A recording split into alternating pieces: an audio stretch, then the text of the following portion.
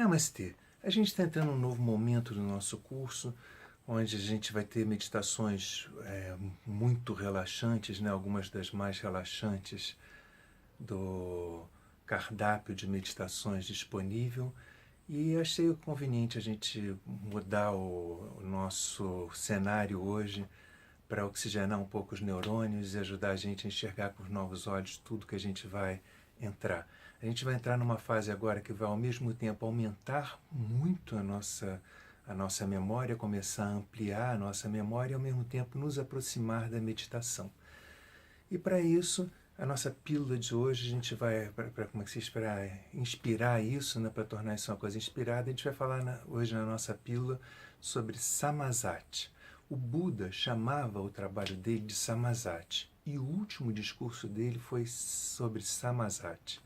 Samazati quer dizer lembrar fidedignamente, lembrar o mais próximo possível do momento em que a cena foi vivida, né? Lembrar o mais fotograficamente possível, que foi o que a gente já começou a trabalhar na meditação do espelho místico, quando eu te dizia para abrir os olhos, encontrar a vela na inspiração, na expiração lenta, muito lenta, recuperar no centro do seu crânio o momento em que você estava olhando para a vela, né? Recuperar as sensações que você estava tendo enquanto via na vela, se você estava enxergando ela ou não, né? A gente já começou a se preparar para isso, mas agora a gente vai dar novos passos, né? Quando Buda falava em Samazati, Buda não foi o único que falou, que comparou espiritualidade e meditação ao ato de se lembrar, né? Buda não foi o único que disse que o trabalho dele de busca de lucidez era se lembrar. Por que ele dizia isso? Porque na época do Buda existia uma quantidade enorme de rituais para a pessoa atingir a iluminação, atingir a lucidez última, né? Atingir o estado de olhos totalmente abertos e onde você está totalmente consciente do mundo. E o Buda dizia que não tinha nada a ser atingido, você tinha só que se lembrar, porque esse estado está dentro de você, né? A sua natureza continua estando dentro de você. Por mais que você tenha se afastado da sua natureza a vida inteira, ela não se afastou de você. Se a sua natureza romper com você, você morre, né? Se o Sol, aquela estrela de quinta grandeza que está ali no céu perto da gente, apagar, em 5 minutos todos nós estamos mortos. Né? Em 5 minutos não existe mais vida na Terra, né?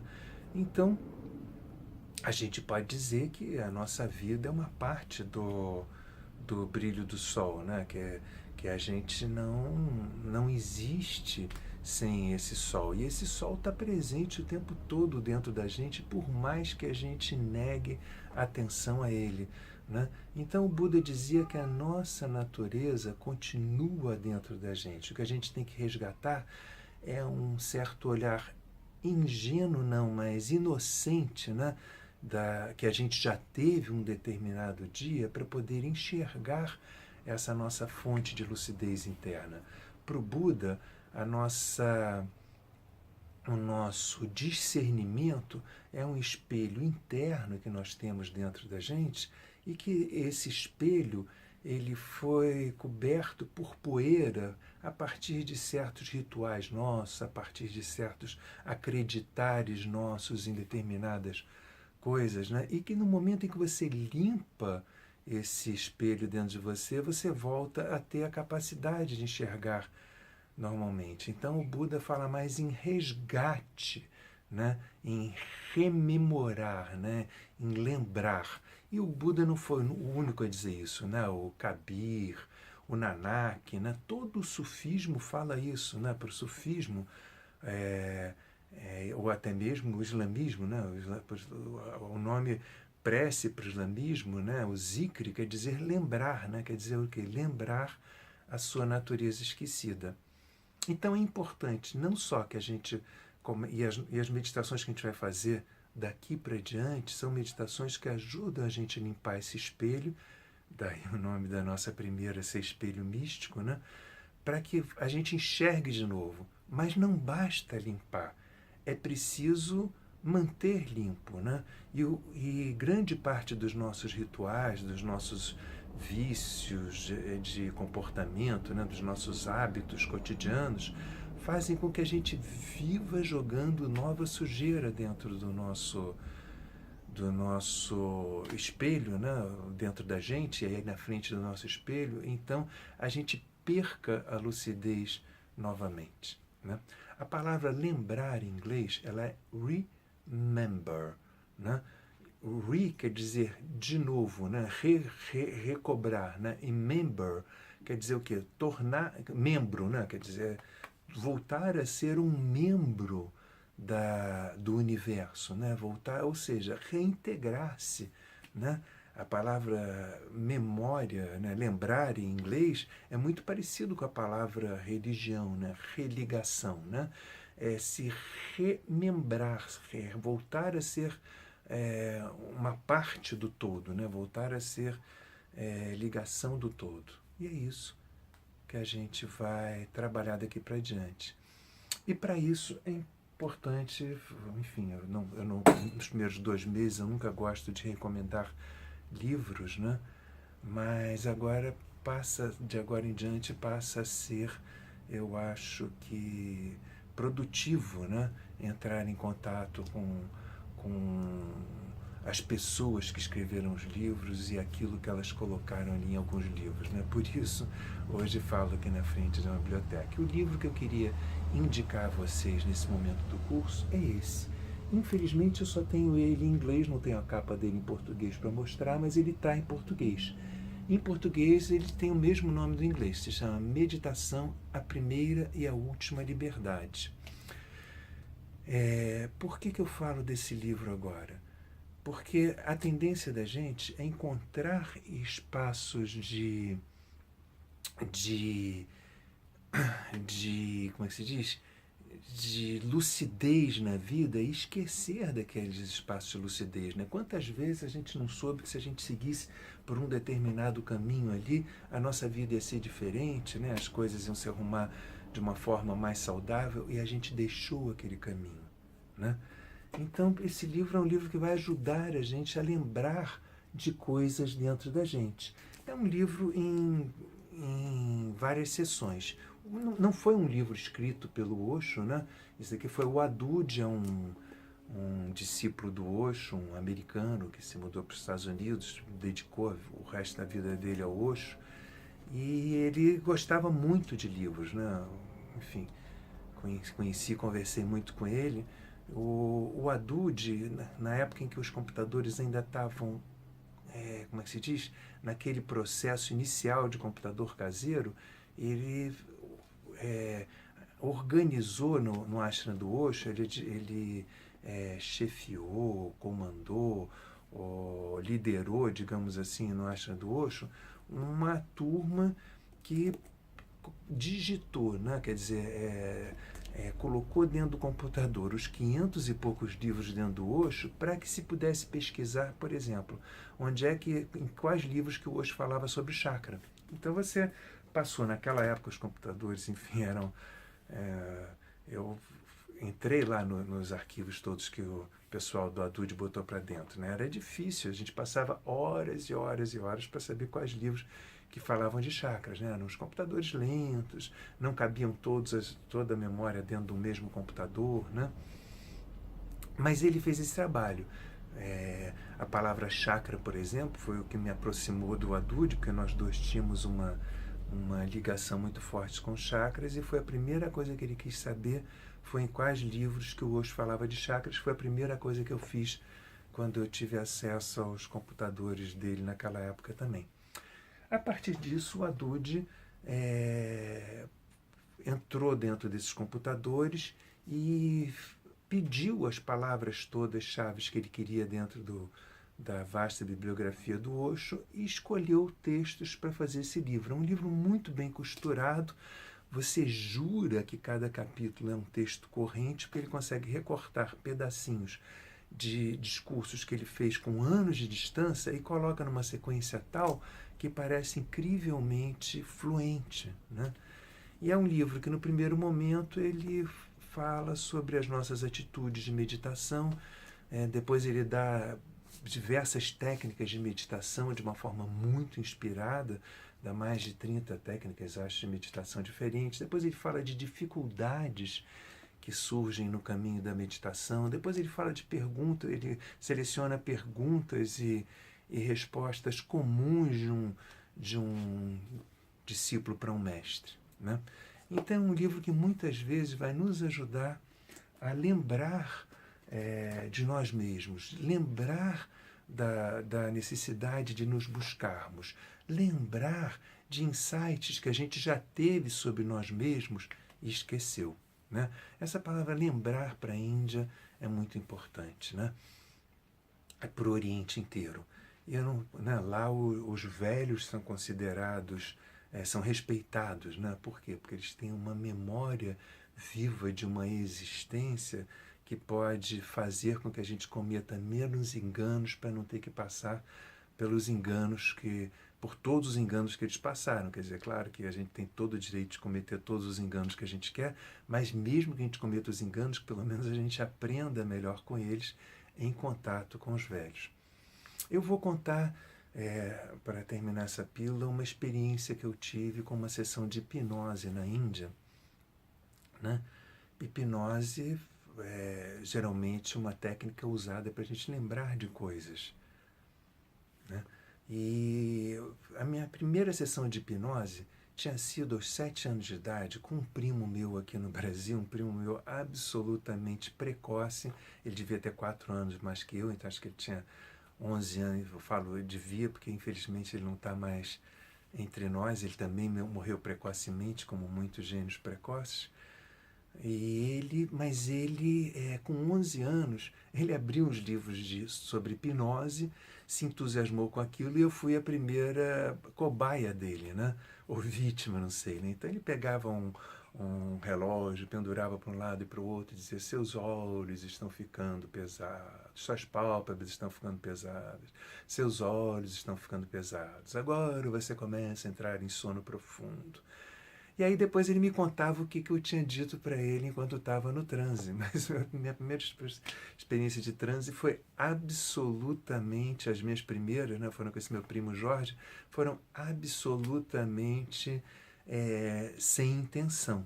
Mais tarde eu fui fazer hipnose, então, né, me lembrava daquelas experiências do Jorge, fui fazer hipnose com hipnoterapeutas ocidentais e eu percebi o quê? Que eles sempre me levavam a um determinado ponto do passado para que eu entrasse em contato com a intenção era que eu entrasse em contato com alguma experiência traumática para poder ressignificar aquele trauma e mudá-lo, né? Ou às vezes até para colocar uma convicção diferente, né? Então, aqui no Ocidente, muitas vezes a pessoa hipnotiza o outro para colocar um hábito diferente do que a pessoa tem. Por exemplo, a pessoa fuma, tem o hábito de fumar, não consegue largar o cigarro, então o outro hipnotiza ele e coloca dentro dele a informação de que aquele cigarro tem gosto de cocô de vaca. Aí a pessoa próximo ao cigarro que sente aquele gosto enorme e joga o cigarro fora, né?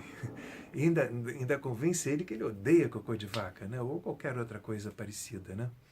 Então, todas as vezes que eu tinha experimentado hipnose no Ocidente, tinha sido sempre a partir de entrar em contato com momentos difíceis de lembrar, porque eram traumáticos.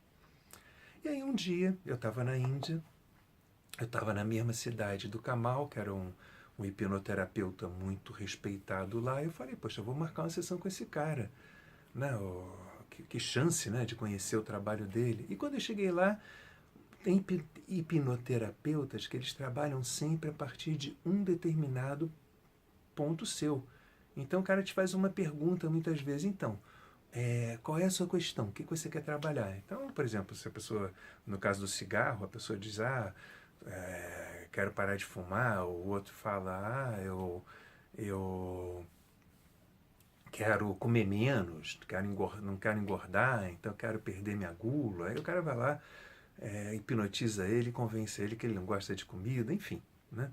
Mas é normal no início de uma sessão de hipnose a pessoa te perguntar o que você foi buscar lá, né? Qual é a sua questão. E aí eu virei para ele e falei, desculpe, cara, mas eu vim buscar conhecer o seu trabalho, eu não tinha nenhuma questão em particular para trabalhar, né? Eu realmente estou muito curioso de trocar essa energia com você, de sentir de te sentir funcionando numa sessão. E aí, ele fez a sessão comigo, disse, tudo bem, vamos fazer a sessão. Aí o que ele fez? Ele fez uma regressão comigo, onde a gente foi lá nos meus 12 anos, depois dos meus 10 anos, depois dos meus 6 anos, depois dos meus 5 anos. Mas, para minha surpresa, ele só me perguntava coisas positivas. Ele perguntava assim, me levava para os 12 anos, aí você vai, olha em que lugar que você está, como é que é o gramado ali daquele lugar onde você está, como é que são as árvores, como é que é não sei o quê. E aí ele te leva a se lembrar de algum momento de um insight importante para você na sua vida que você esqueceu. Depois ele te leva para os 10 anos, me levou para os 10 anos e foi para um insight positivo parecido com aquele. Depois me fez buscar um outro insight aos 8, aos 6, aos 4, até chegar na idade menor possível do momento em que parecia que eu tinha tido um momento de lucidez que depois tinha esquecido.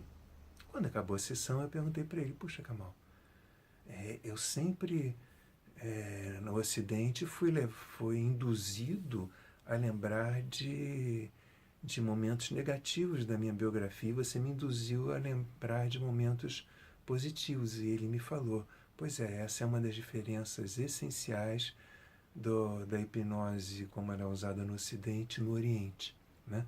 Aqui a gente quer recuperar aqueles momentos de lucidez onde você percebeu o que era importante para você e depois você abandonou, depois você esqueceu, porque você ficou muito tenso, porque a vida te levou para a roda da vida te puxou, né? E aí você abandonou o momento de lucidez que você tinha tido, né? Então, a meditação é isso. A meditação, ela é um autoconhecimento, mas ela não está preocupada em conhecer nem momento positivo, nem momento negativo. Ela está, quando você junta a palavra meditação, né, com remember, né, com relembrar, você está buscando o que? De novo, relembrar os momentos em que você teve em contato com a sua fonte de lucidez para que você perceba aonde essa fonte da lucidez está. Mas a gente sai de uma meditação, toca o telefone, é a amiga contando lá ou a festa ou as desgraças do dia, enfim, ou você volta para o computador para ver suas redes sociais, você entra você senta para jogar o seu joguinho predileto no computador, né? Você liga o jornal para ver qual foi o escândalo político do dia, ou seja, você volta para coisas, para rituais, sem se perguntar o quanto esses rituais estão ajudando a esconder o seu espelho místico de você, o seu espelho de lucidez, o seu espelho que teria a capacidade de refletir a vida tal qual ela é, da forma mais fidedigna possível, para que você tivesse consciência do que é, né? Então, isso é o que a gente vai trabalhar nas próximas meditações. A gente vai ter agora momentos em que a gente vai trabalhar somente memória, momentos em que a gente vai trabalhar somente meditação, e mais adiante você vai ver como como uma dessas duas coisas vai otimizar o alcance da outra, né? Como elas vão funcionar em sinergia. Mas então eu conto para vocês que a gente vai ter algumas aulas de memorização aqui adiante. Memorização pelo método indiano, pelo método em que os indianos usavam para memorizar, né, os textos sagrados, né, principalmente, e algumas maneiras dos gregos, algumas maneiras outras, né, que eu acho que vão ser úteis para a gente. Ok? Inenarrável prazer. Até o nosso próximo encontro, até a nossa próxima pílula.